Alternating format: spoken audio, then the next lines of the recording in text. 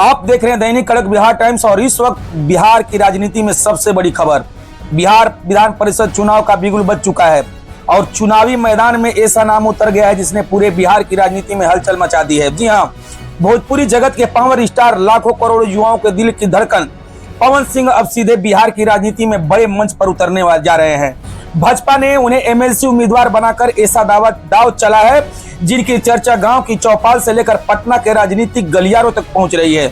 आखिर किसे कितनी सीट मिली, दर्शकों मैं बता दूं कौन अंदर कौन बाहर, किसकी टिकट कटी और किसके चेहरे पर खिली मुस्कान। आइए बताते हैं पूरी कहानी।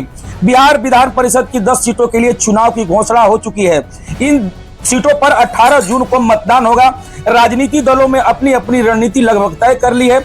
सबसे ज्यादा चर्चा भाजपा के सूची को लेकर हो रही है क्योंकि भाजपा ने इस बार सिर्फ नेताओं पर नहीं बल्कि लोकप्रिय चेहरों पर भी दांव खेला है और इस कड़ी में सबसे बड़ा नाम सामने आया है पवन सिंह का। पवन सिंह जिनके गाने करोड़ों लोग सुनते हैं, जिनके फिल्मों का इंतजार भोजपुरी दर्शक करते हैं और जिनकी लोकप्रियता बिहार, यूपी और देश के कई राज्यों तक फैली है। अब वही पवन सिंह विधान परिषद पहुंचने की तैयारी में है। राजनीतिक जानकार मानते हैं कि भाजपा का इस कदम से युवा वोटरों को भोजपुरी क्षेत्र में अपना प्रभाव और मजबूत करना चाहती है। दर्शकों, उधर एनडीए के भीतर भी सीटों को लेकर लंबे समय तक मंथन चलता रहा। सूत्रों के अनुसार एनडीए खेमे में विधानसभा की मौजूदगी संख्या के आधार पर लगभग 9 सीटों की मिलन उम्मीद हो चुकी है। दर्शकों, भाजपा जनता दल यूनाइटेड एलजेपी सहयोगी दलों के बीच सीटों का संतुलन साधने की कोशिश की गई है। वहीं दूसरी ओर महागठबंधन ने अपनी समीकरण मजबूत करने में जुटा हुआ है। आरजेडी, कांग्रेस और सहयोगी दलों ने अपनी रणनीति तेज कर ली है।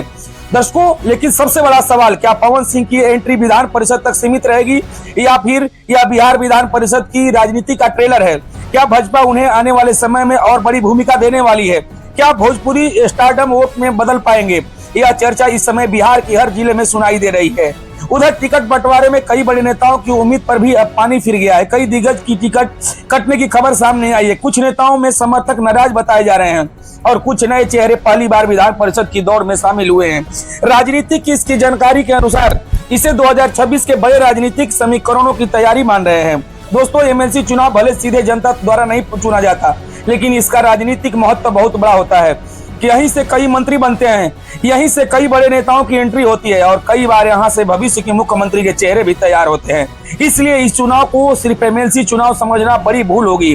दर्शकों, बिहार की राजनीति इस समय बदलाव की दौर से गुजर रही है। नए चेहरे सामने आ रहे हैं, पुराने समीकरण बदल रहे हैं और जनता भी पवन सिंह जैसे लोकप्रिय चेहरे की राजनीति में आना चुनाव को एक बड़ा दिलचस्प बना देता है क्योंकि इधर पवन सिंह, उधर जदयू जनता दल यूनाइटेड कोटा से नीतीश कुमार के सपुत्र जो निशांत कुमार को भी अपना कोटा से तैयार किया गया है, ललन सिंह को तैयार किया गया है। एमएलसी चुनाव की तारीख तय हो चुकी है, उम्मीदवार मैदान में उतर चुके हैं और बिहार की राजनीति में नई हलचल शुरू हो गई है। क्या पवन सिंह की एंट्री भाजपा के लिए मास्टर स्ट्रोक साबित होगी? क्या महागठबंधन एनडीए की चुनौती दे पाएगा और आखिर में 18 जून के बाद बिहार की राजनीति का नया समीकरण क्या होगा? इन सभी सवालों को जवाब आने वाले दिनों में मिलेंगे। फिलहाल इतना ही। आप देख रहे थे दैनिक कड़क बिहार टाइम्स और मैं हूं आपका साथी डीके पांडे। तब तक से खबर में इतना ही। बने रहिए हमारे साथ, देखते रहिए डीके वीटीजी, निर्भीक और निष्पक्ष, देश की धड़कन, जनता की आवाज।